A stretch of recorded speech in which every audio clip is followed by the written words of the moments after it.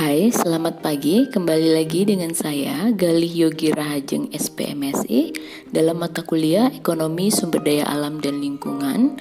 Pada pertemuan hari ini kita akan membahas tentang barang publik dan barang privat. Yang pertama kita bahas adalah barang publik. Apa itu barang publik atau barang bebas?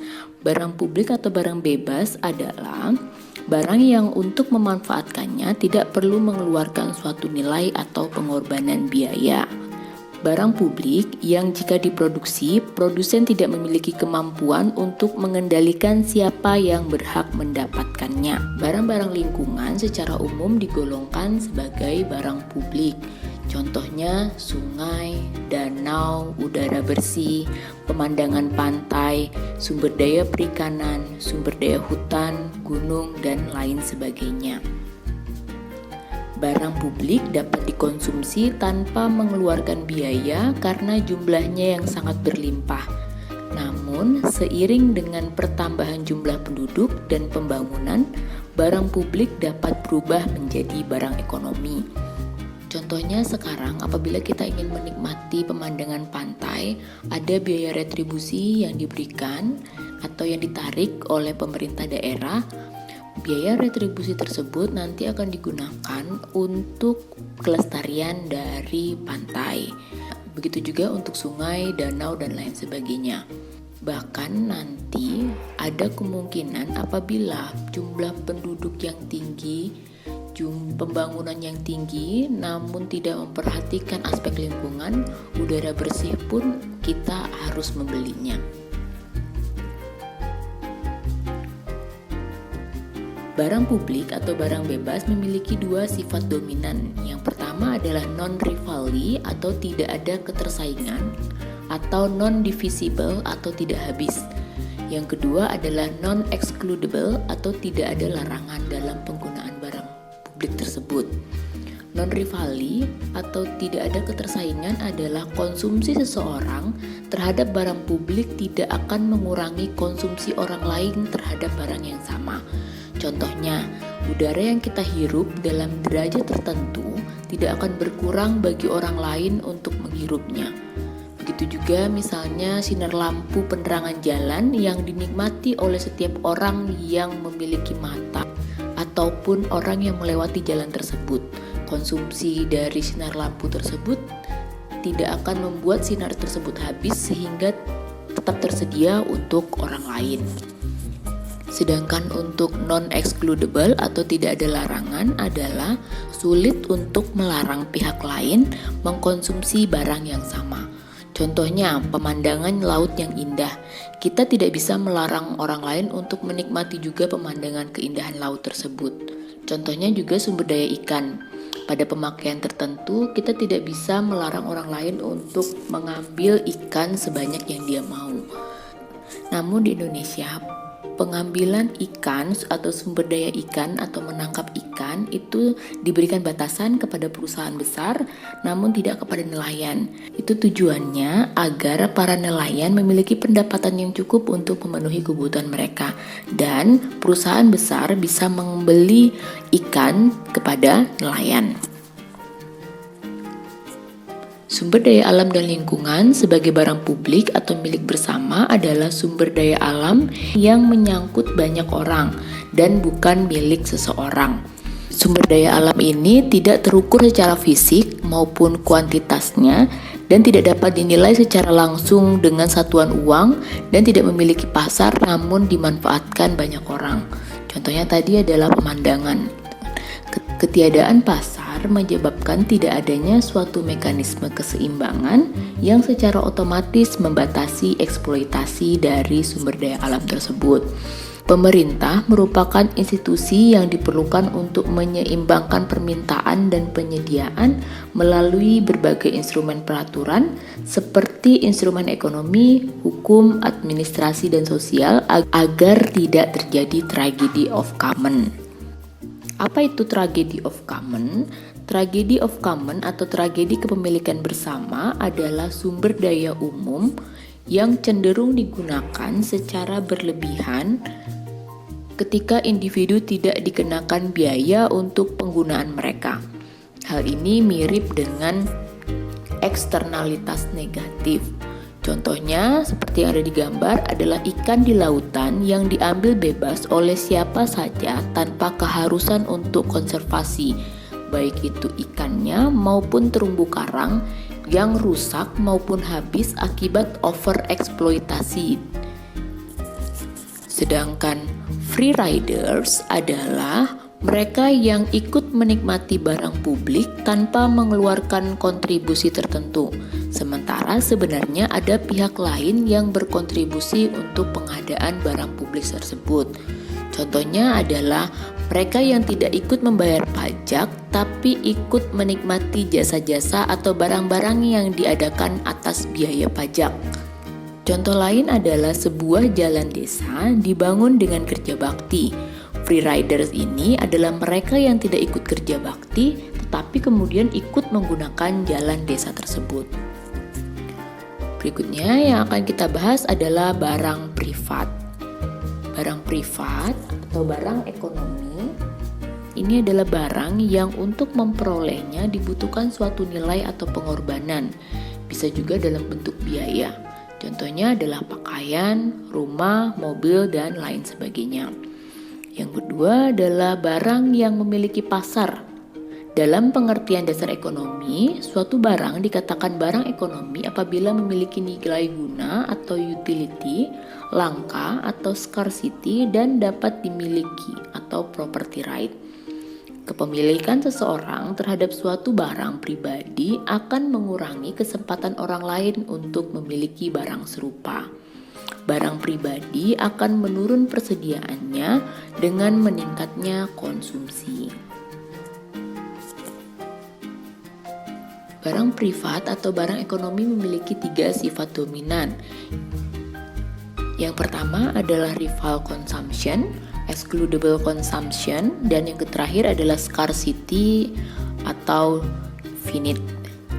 Rival consumption adalah konsumsi oleh suatu konsumen akan mengurangi atau menghilangkan kesempatan pihak lain untuk melakukan hal serupa. Terjadi rivalitas antara calon konsumen dalam mengkonsumsi barang ini. Sedangkan untuk excludable consumption adalah konsumsi suatu barang dapat dibatasi hanya pada mereka yang memenuhi persyaratan tertentu. Biasanya apabila orang tersebut mampu untuk membayarkan sebuah harga terhadap barang tersebut, dan mereka yang tidak membayar atau tidak memenuhi syarat dapat dikecualikan dari akses untuk mendapatkan barang tersebut. Scarcity adalah kelangkaan atau keterbatasan dalam jumlah. Kelangkaan ini biasanya kelangkaan dan ketersediaan dalam jumlah yang diskrit atau terbatas inilah yang menimbulkan kedua sifat sebelumnya.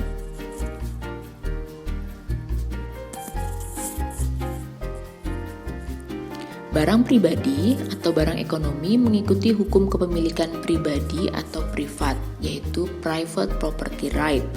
Memiliki 3 kondisi. Yang pertama adalah enforceability condition, transferability condition, dan exclusivity condition. Enforceability condition adalah menjamin kepemilikan yang tegas siapa yang berhak memiliki barang tersebut dan berapa jumlahnya. Tidak ada 2 kepemilikan yang sah dan si pemilik terlindung dari penyitaan paksa atau bentuk gangguan lainnya. Transferability condition adalah barang ekonomi atau barang pribadi tersebut dapat dipindah tangankan dari satu pemilik ke pemilik yang lain atas dasar sukarela atau kesepakatan. Bisa diberikan atau dalam bentuk jual beli.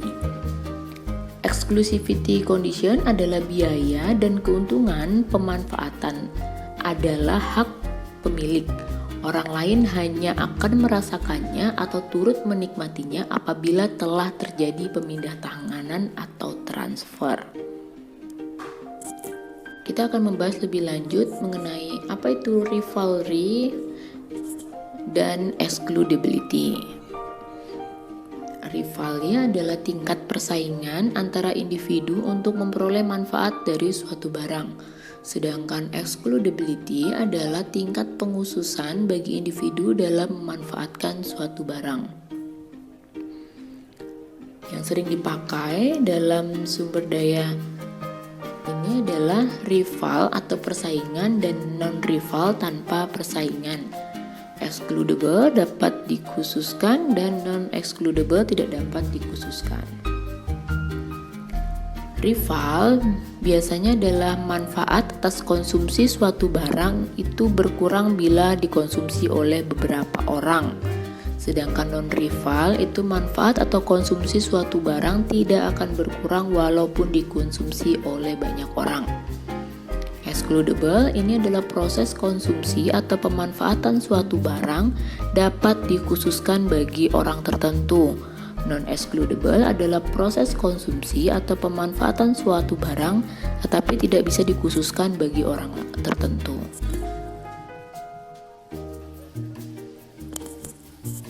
Yang tergolong dalam barang rival dan excludable adalah barang swasta atau private good.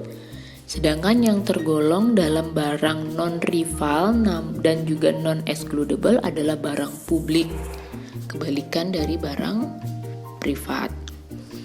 Nah, apabila barang tersebut adalah non-rival namun excludable, maka dinyatakan sebagai barang semi swasta. Dan apabila barang tersebut rival namun non-excludable, barang tersebut dinyatakan sebagai barang semi publik. Contoh.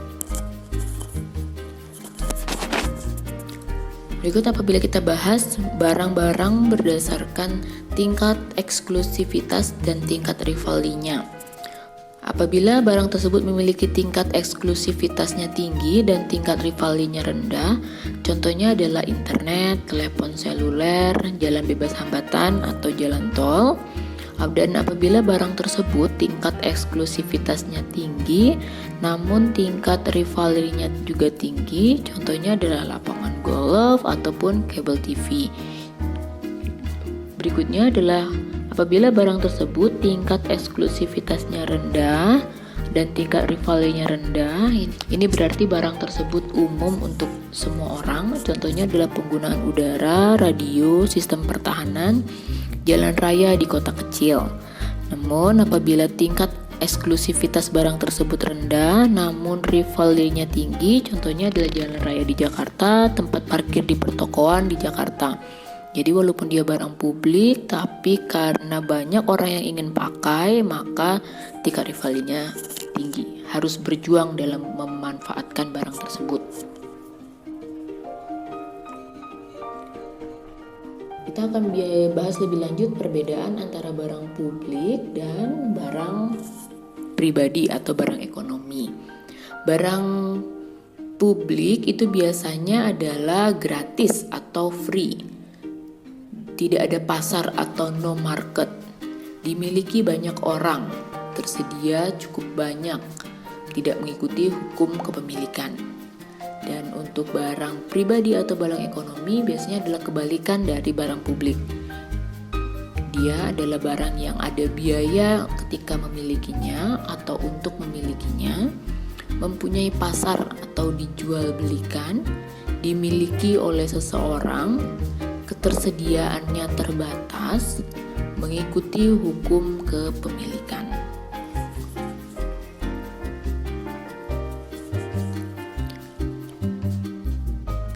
Demikianlah pembahasan saya terkait dengan barang publik dan barang pribadi atau barang ekonomis. Semoga memberikan pemahaman baru. Terima kasih.